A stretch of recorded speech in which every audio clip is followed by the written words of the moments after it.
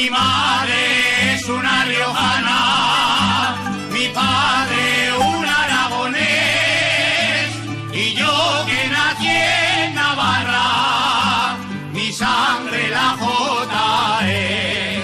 Por complacer a mi madre, siempre voy a San Mateo, por quedar bien con mi padre, el Pilar no me lo pierdo.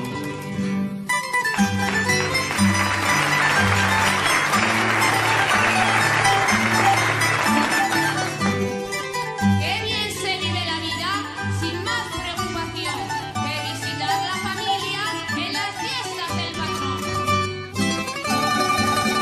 De Aragón, Rioja y Navarra,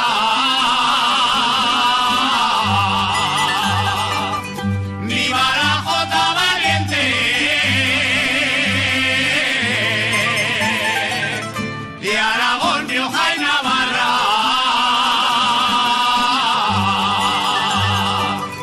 porque siempre está presente en la alegría de España,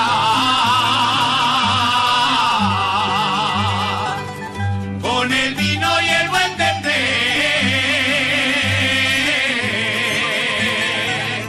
De Aragón, Rioja y Navarra.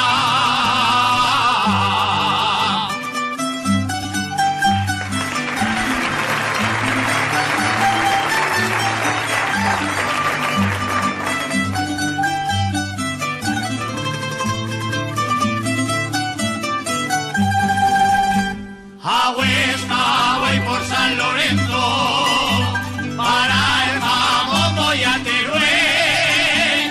En julio no me deja tiempo, mi patrón es Pamplones, y siempre al son de la jota